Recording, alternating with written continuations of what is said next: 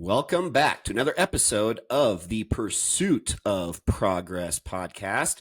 Hope you guys are all having a great week. As always, my name is Adam, and I'm here with my co-host, Ben. We are, before I pass it over to Ben, we're doing a occasional episode. This is going to be the second one that we've had like this, which is a Q&A episode. So, as we continue to build out our podcast, we just passed 30 episodes a couple weeks ago. We're at a point now where we're getting a little bit more traction with our audience growing and starting to get a little bit more engagement with some of you as far as questions and feedback and just what you guys are wanting us to cover more of. So this episode today is going to be another Q&A. We've got 3 questions that we're going to go through and help answer and just provide our personal insight and just opinions on. So with that being said, Ben, pass it over to you. Welcome back to the show, and let's get us kicked off with question number 1. All right, here is mailbag question number 1. With how crazy the world is at the moment, especially being an election year, what are each of your predictions for the second half of 2024 and 2025 once a new presidency begins? Well, we have had even more happen since this question was sent to us just over the last few days. We're recording this today on the 15th of July. So obviously the past couple of days have been a bit crazy with, our past President Trump having an assassination attempt on him. So obviously there's some craziness going on in the world today, including just, in the US with sentiment on where the market's going, what's happening with real estate and mortgage rates, all that stuff. So I think this is a question that's very high on a lot of people's radars at the moment. And before I pass it over to you, Ben, for your feedback on this one, I just want to share with you guys, there's a really informative site online that I follow religiously called Keeping Current Matters. And they had a really cool infographic recently that was just talking through over the last 50 years. So basically the last 12 or 13 4-year election cycles, just what historically has happened when it comes to the volume of transactions, the mortgage rates, and then also just the home sales, the dollar amount of what homes are selling for. So with all 3 of those over the last 50 years, they had some really good statistics that I'll share with you guys really quick. And then I'll let Ben share his own personal insights as a mortgage professional for a long time now. So first off, just when I talk about the volume of home sales, so just the number of overall transactions, home sales went up in 9 out of the last 11 election cycles. And that's just, again, the volume of transactions. So this is typically, always going to be the year after the election. So as, November 2024 passes, in 2025, that's when they're seeing a pretty significant spike in overall transactions. Just one last little side note before I move on to these other 2 statistics. I've also heard that in every 4-year election cycle, of those 4 years, always the best of the 4 years always has typically been the following year after the election. So 2025, I'm predicting is going to be the best year, both for anybody that's in the industry themselves, like Ben and I both are, as opposed to like 2026, 2027, and 2028. So 2025, the first year after the election, is traditionally the best of those 4 years. And the actual year of the election, so this year, and as well as coming up in 2028, will be the next time that we're in that type of year. That'll typically be the slowest of the 4 years. So that's the first statistic. And then the next one, this one's a little bit more in Ben's wheelhouse, mortgage rates. So mortgage rates have decreased, which is a good thing, leading up to 8 out of the last 11 presidential elections. So they're saying in this statistic that if the election's coming up in November, there's a good chance that we're going to see some rates typically drop a little bit from now until then. And I'm sure Ben has maybe some reasons why he thinks that might be the case. We'll talk about that here in a second. The side note, the only other thing I'll share on this second statistic is that the only 3 election cycles where this did not happen, where mortgage rates did not decrease, were 1980, 1992, and 2016. And then this third and final statistic, before we again go over to Ben, just the actual home prices. So the median price of homes being sold, this pricing went up after 7 of the last election cycles. So again, 2024 elections happening this November. in 2025, next year, there's a very, very strong chance that home prices are going to go up as they have in 7 of the last election cycles. And then the side note to this one, the only one time that this did not happen was 2008. And that number, 2008, rings pretty clearly in a lot of our minds as being a very challenging year with just the market crashing and all the other kind of noise that was happening during 2008. So really, if you take that outlier out of the picture, it's almost a slam dunk, not guarantee, but very, very strong likeliness prediction that we're going to see home prices go up next year in 2025. So Ben, with that, let's get your feedback on these 3 statistics. Yeah, I would agree with a lot of that. Since I transitioned back into mortgage origination, my first year back was in 2017. And so I've been originating since 2017. So I've got, this will be the 3rd election cycle that I've gone through. 2017 was a really, really strong year. That was the first term of President Trump getting elected in 2016. 2017 was a great year for interest rates. They trickled down. There was a lot of buying and selling going on. So that was a very, very strong year. And then 2021 was the 2nd election cycle that I went through. 2021 was personally the best year that I've ever had. That was a phenomenal year for interest rates, a lot of buying and selling going on, kind of a, very, very crazy market, very, very strong seller's market. And so I do agree that I believe that rates will trickle down after we know who is going to be president with this next election. And I would say that it's less about who actually wins, and it's more about just knowing who that's going to be. The market wants to know. It wants to have that stability and that confidence. Policy can be very different from one administration to the next. And so just knowing who it's going to be will ease things. And there's been a lot of uncertainty this past 12 months and really this past 18 months when it comes to interest rates and interest rate policy. What is the Fed going to do? There was also some really great inflation numbers that came out last week. And so I do believe that we're due for a drop in rates. And I believe that starting in 2025, that's what I'm personally, suggesting, that we may start to see a significant drop in rates. And when rates come down, that's going to bring a lot of these buyers off the sidelines. It's also going to give sellers an opportunity that have a historically low interest rate to really start considering to sell. And what's happening right now with interest rates being higher is there's just not a lot of buying and selling happening right now. The exchanging of homes.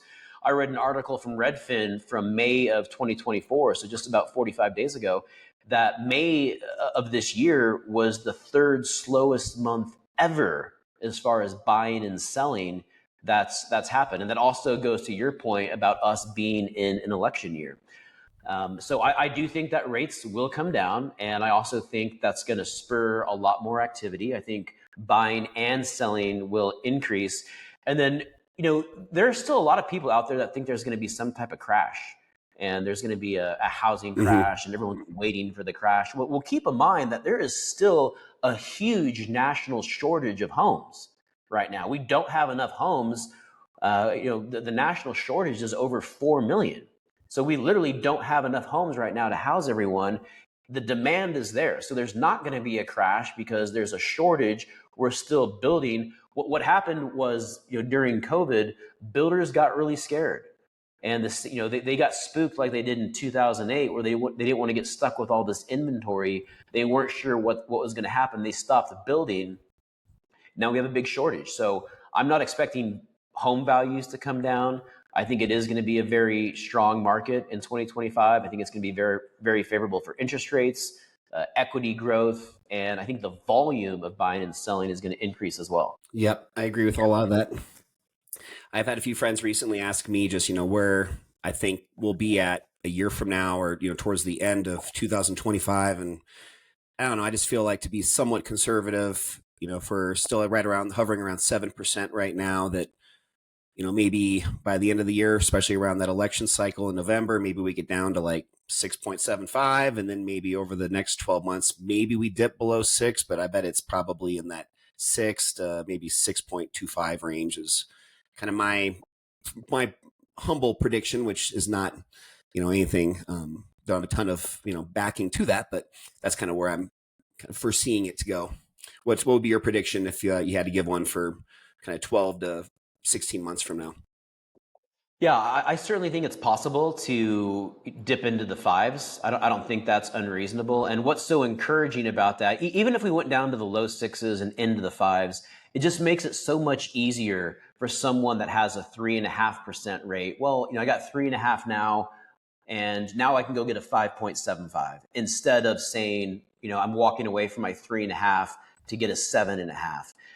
It's so difficult to do that because home values are have gone up considerably the last 4 or 5 years, and when you have interest rates that are much higher, if you're going to go buy the same priced home, even if you're rolling all of the equity in with a much higher interest rate, your mortgage payment might double or triple. So even going down into the low sixes or the high fives, that's going to take a lot of pressure off of affordability. And I think that'll spur a lot more just economic activity in general.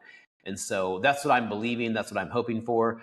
There are a lot of also, at North Point, for example, we have several programs that we're running right now where if your median income is at or below 100% of the zip code that you're buying in, we can get you a better interest rate. And we're starting to see that now. Sometimes you have to be a first-time home buyer, but not always.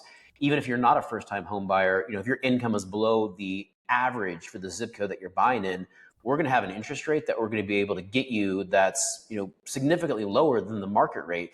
So there are other banks and programs out there like that if you're someone that is considering buying. So just make sure to ask those questions with your real estate and your lending professional if they offer anything like that. Really interesting. And guys, as a reminder, we always have our info down below in the show notes. If you're watching this on YouTube, if you're on Spotify or Apple, you can also find the info there. So if that's something that you might be interested in, make sure you guys can reach out to Ben or again any other trusted lenders that you might already have, but just to find out a little bit more about that, because that sounds like something that a lot of people don't know about. It's cool. Let's go ahead and jump into question number 2. So question number 2, I know that you both are really passionate about consistency. I'm trying to get better about my workout routine and holding myself accountable, but I'm still really struggling. I'm good for a few days, but then I fall off the wagon and don't go to a workout class for a week or sometimes even longer.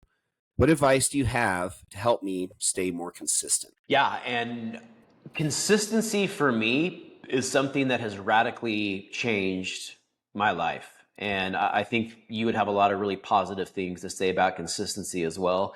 And one thing that I always say is that you need to be around people that are going the same direction as you and wanting to move in the same direction and have the same goals as you.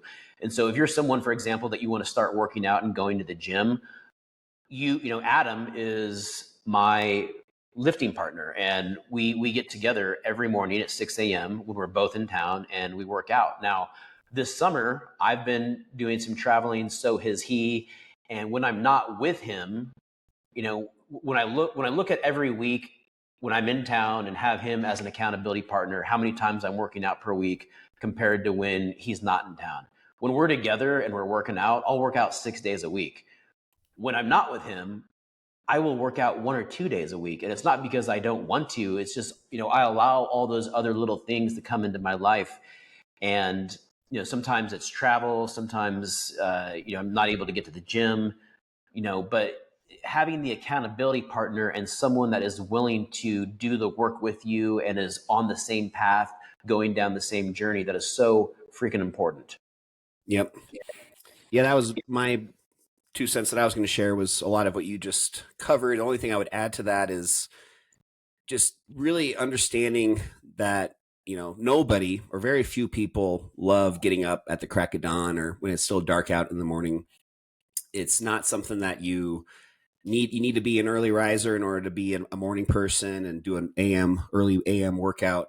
It's just a matter of really getting to the point where you understand that for most people, including I think both of us, is the only time throughout the entire day where you have no other distractions, you have no other excuses or Yeah. reasons for putting it to the side and just saying, you know what, I'll do it later or I'll do it tomorrow. Because what I'm noticing is, like Ben said about just, when one of us is out of town, I tend to let certain things slide, and one of them being, oh, well, I'll just work out later today, this afternoon.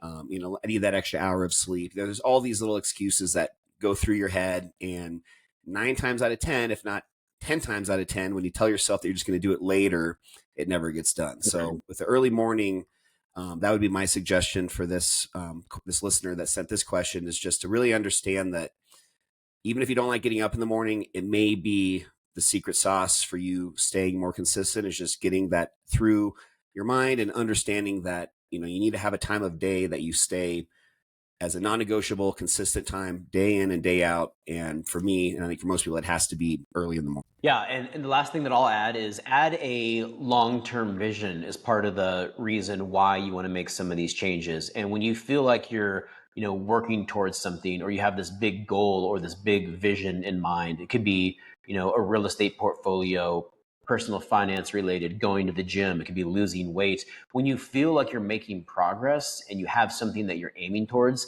it's very, very encouraging. But then when you have someone there that is willing to encourage you, help you out, show up for you, that can make all the difference. And what Adam just said, I don't still ever want to get up. I don't want to go to the gym at 6 a.m., but I need to. It's necessary for me to go do that. And that was another really important thing for me.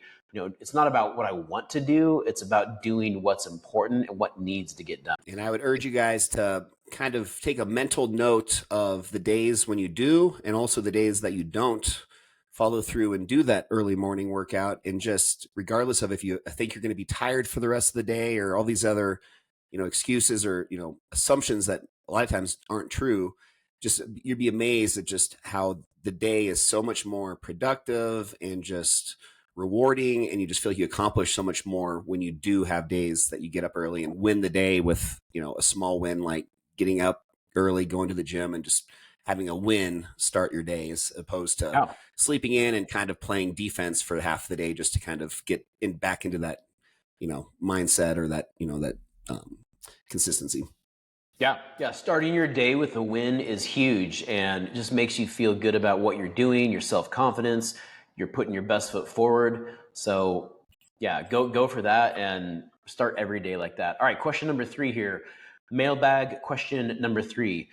Money is really tight for my wife and I right now. We've had to put a few things on our credit cards this summer. I know you shared some advice on improving your credit score with inflation and how hard it is to save money right now. Do you have any advice on what we can do to not have our credit scores drop way down after we've worked so hard to keep them high? So Ben's going to be the expert on this one, just being inundated with this kind of stuff day in and day out with all of his clients, and just getting people pre-approved for their loans. But the piece that I'll share on this one is, well, two things. First off, understanding that there's a lot of tools out there, and a lot of them are actually free, where they can basically sync to all the accounts that you currently have. So any checking, savings accounts, but also any credit cards you have. There's one that I use that's through Rocket Mortgage, where you just put in all of your account info, and then it'll just basically kind of scan through all of your reoccurring charges, and basically just present that to you, so you can identify potentially monthly memberships that you have, maybe that you've forgotten about. There's just so much value in really having just like an itemized list of everything, and it can help you also with your budgeting. But on this specific point that I'm trying to make, just understanding that there's a lot of little charges that you might not even remember that you're getting charged for, that aren't significant until you add up the 8 or 10 different things, and all of a sudden you've got $100, $200, $300 a month of expenses that you could potentially eliminate. So just me as an entrepreneur and a small business owner, I've got a lot of these reoccurring charges for different tools that I have for online different things. And when I utilized this Rocket Mortgage one, they were able to identify 3 or 4 different things that I eliminated, and it's saving me maybe $100 a month. So $100 a month might not sound like a ton of money, but over the course of a year, that's quite a bit of cash. So I would just recommend keeping that as maybe something in your tool belt to consider starting to use. And then the other thing that I'll share before letting Ben go a little bit more in deep on this one is, I actually learned this from Ben about this one of the most important ways that credit card companies are reporting your credit to the bureaus and just how you're able to improve your credit scores through this total credit utilization, total, what's the word, Ben? Total capitalization rate. Utilization rate. And basically just making the point that you always want to keep that at or below 30%. So as long as you're being responsible with your credit card limits, one option is that maybe you could even just get an additional credit card or two to increase that total amount of credit utilization. Therefore, even if you do have a little bit higher of a balance on your cards at the moment, if the total dollar amount that you're approved for with your credit is higher, you might be able to still keep yourself under that 30%. So if you do that, just make sure that you're not just opening the floodgates to spending more. This is just potentially a strategy, if you're responsible, just to keep yourself under that 30. That's exactly right. When it comes to credit utilization rate, you have your local credit utilization rate, and then you have the global credit utilization rate. The local is the specific card. So you want to make sure that both your local and your global is under 30%. So if you have a credit card, it has a limit of $10,000, you always want to make sure that that balance is $3,000 or less. Most people make the mistake of when they get a credit card, they say my limit is 10,000. Well, I can spend up to 10,000, and technically you can, but if you do that, you're going to be maxing out your credit line, and your credit utilization rate is going to be way over 30, and then it's really going to have an adverse impact on your score.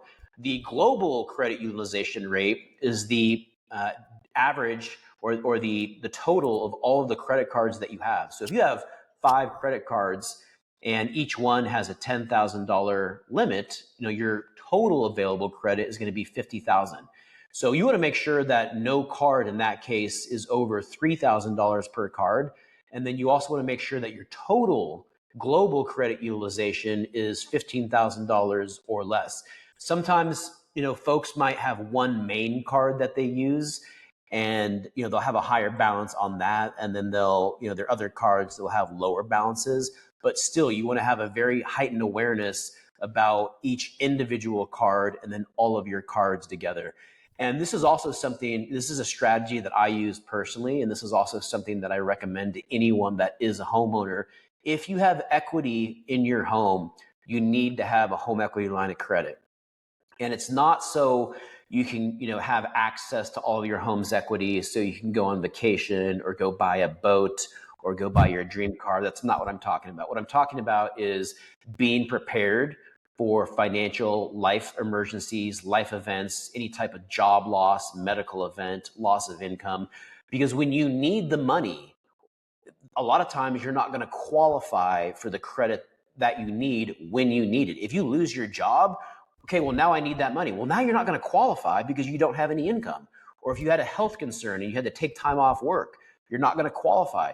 So you want to make sure that all of the credit that you need to qualify and get approved for it when you don't actually need it. So that way, when you do need it, you already have access to it.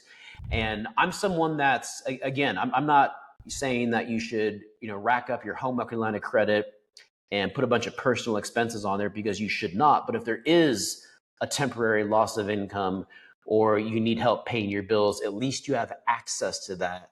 And then you'll have the ability to put a plan together, and the repayment terms on that are much more flexible. So that's something that I believe I use on all of my properties that have equity. I have multiple lines of credit. And for the same reason that you just mentioned, I'm a business owner.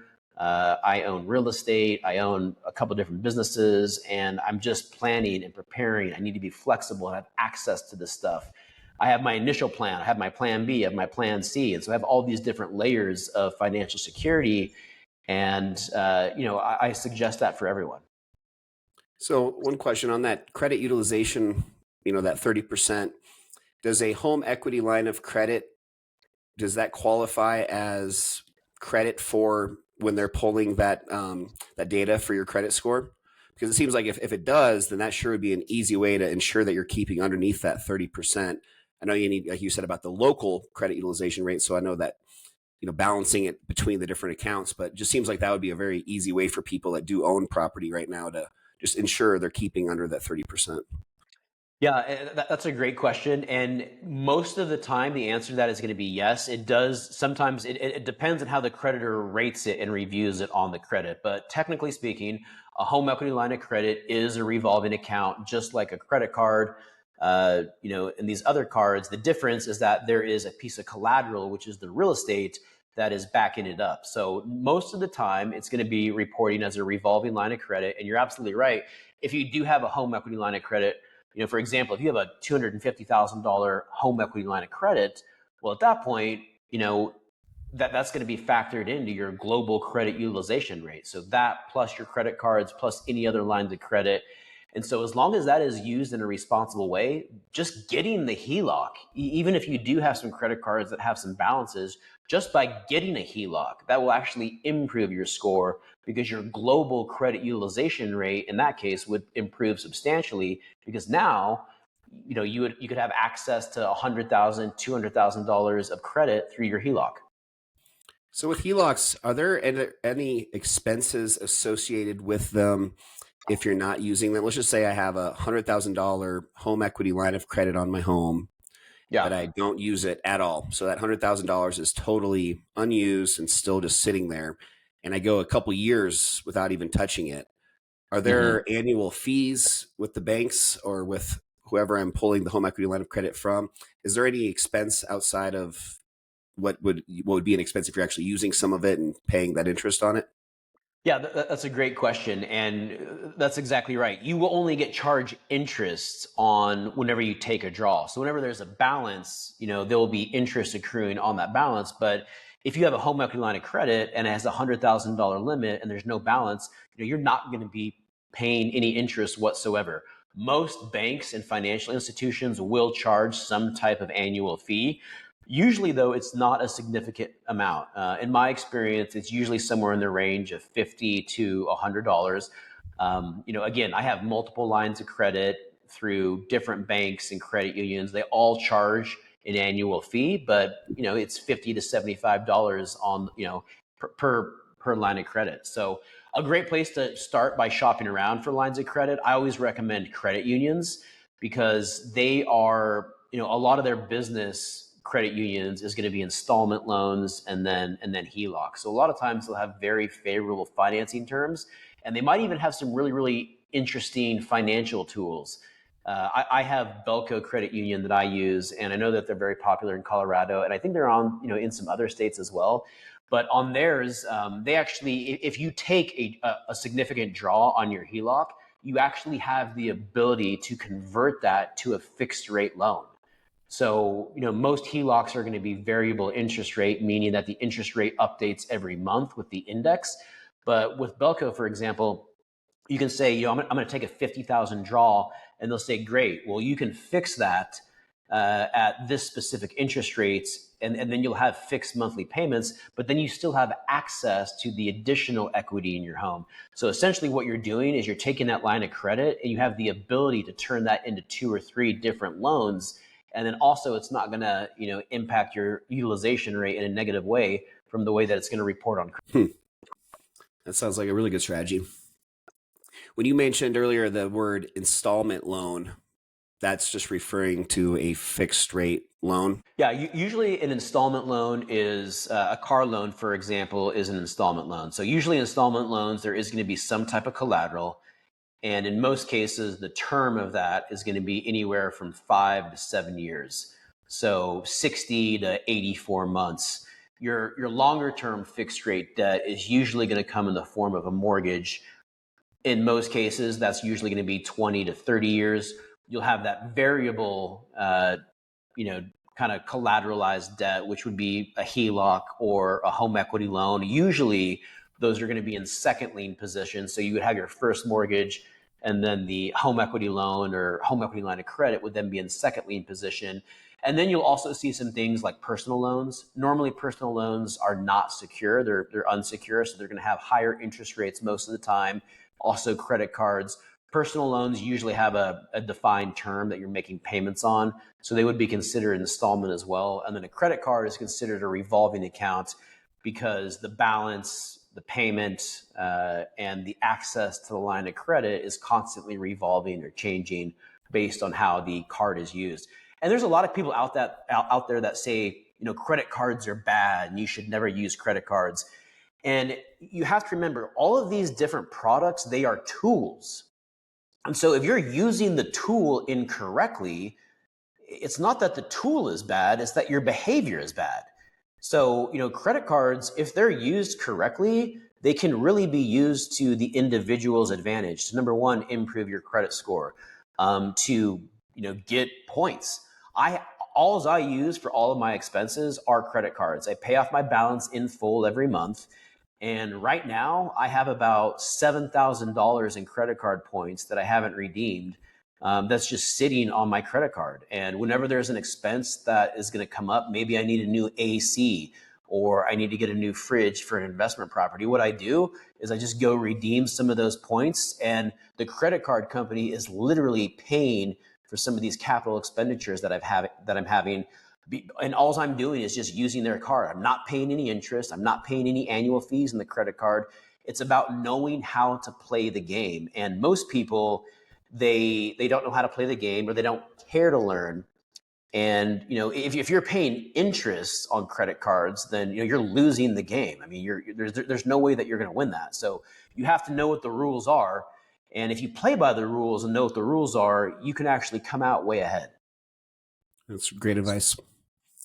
Kind of on the flip side, you guys, if you are listening to this and maybe you're in a good, healthy financial situation, you've got maybe a son or a daughter or a good friend or just somebody that's saying, man, I need help. I'm drowning. I need somebody to co-sign on a new loan or a new credit, card. Just want to, reiterate, we've talked about this several other times in the past, but how important it is to be very, very, very cautious in doing so, especially if you are in a position where you personally are trying to qualify for a loan, to buy a new home, or you're just going to be foreseeing yourself in a position where you're going to be trying to buy a home in the next several months, because that can not only affect your personal credit score if you co-sign for a loan, but also if you've already been pre-qualified as a pre-approval for a loan to buy a new home. If you are in that position and you co-sign after the fact, you could actually put yourself in a position where you're no longer pre-approved, and that could cause some big headaches down the road if you're trying to buy a home. So just be aware of that. I'm so glad that you said that, because I see that all the time. And, it sounds so innocent, does it? I can't, I can't go buy this car. Well, and the salesman says, well, go get a cosigner. And Mm-hmm. oh yeah, hey, will you cosign for me? Cosigning is one of the worst things that you can ever do. You should never cosign for someone on a credit card or an auto loan. And the reason for that, there's two reasons. Number one, it either means that the individual, number one, doesn't make enough money to afford whatever they're trying to buy. So they literally can't afford it, and they need someone else to help qualify. So why would you want to go help someone that literally cannot afford to repay what they're asking to borrow? Or the second option for a cosigner would be that they have a documented pattern of behavior of not paying their bills on time. Oh, well, you don't actually pay your bills back and you need to go get a cosigner. Well, why would you ever now that I've explained it like that, why would you ever cosign? You can't actually afford this, or you have a documented pattern of behavior of not paying your obligations back. No, you should never do that. And what you just said is even more important. If you're someone that is a cosigner, or you're thinking about it, that debt is then going to be calculated in your debt to income ratio. So that $1,000 car payment that your friend really can't afford, well, that's going to show up on your credit. So when you go to buy your home or want to get pre-approved, that is now something that's going to be factored in to your qualifying ratios, and you have to qualify with that $1,000 auto loan. And if that person who has the car doesn't make payments on time, whose credit is it going to impact? It's going to impact yours. And so I have seen so many times where someone that's co-signed, it just turns into a disaster. It prevents them from meeting their needs and their goals, and it holds them back. And I almost never recommend it. Usually the only time I encourage someone to do that is if it's some type of, parent-child relationship where the parent is going to help the child buy a home and start building equity, or vice versa, something like that. If you're talking about real estate, I do feel a little bit differently about that because all of the other benefits, it's an appreciating asset. It can reduce cash flow. The payments can be more affordable because it's spread out over 30 years. But if we're talking credit cards, if we're talking auto loans, if we're talking that other type of debt, you should never, ever co-sign. Very well said. Microphone drop after that one. Cool, guys. Well, I think that was a very passionate explanation from Ben on credit card debt and co-signing. So rewind and listen to that another time if you need a little bit of motivation on what not to do. I think that was very well said. Yeah. But guys, with that, let's go ahead and close out this Q&A episode. I really enjoy doing these with Ben, and I think Ben feels the same way. It's nice just to get a little bit of interaction with you guys, and we just want to, again, just ask you guys to please just share the show with any friends, anybody else that you think might get value from this, but also just leave us comments in the show notes wherever you're listening or watching the podcast, as well as just shoot us an instant message, a DM, just any way that we might be currently connected with you. That's a great place for you to just to connect with us and share any other questions or feedback and just what else you'd like for us to share on future episodes with you guys. You know what? We got another question coming in right now. It looks like this individual is asking about Charlie. I've heard Adam talk about Charlie a couple different times. Who is Charlie, and when is he going to be making an appearance on the podcast? Charlie's my dog, first of all. So he needs to make an appearance. I need to get him a little microphone stand and get him to start talking on the show a little bit. So, but Ben, on that note, I'm going to throw some shade back your way. I haven't heard any dogs barking on this episode of recording our episode today. So when you're in Tucson, you have a very nice, quiet podcast studio, podcast atmosphere. So I'm happy to have you down there. That's one thing that's been really nice about being down here is that it is very calm. It's very quiet. No kids, no dogs, and it's just me. So it's been needed. And last night I was watching a movie and I heard an expression that teenagers are the assassins of happiness. And I was like, you know what? That is like the perfect way to describe a teenager, an assassin of happiness. So no like assassins of happiness down here. Yeah, good. All right, guys. Well, thanks again for watching and listening to the Pursuit of Progress podcast. We'll catch you guys next week. The Pursuit of Progress. See you guys.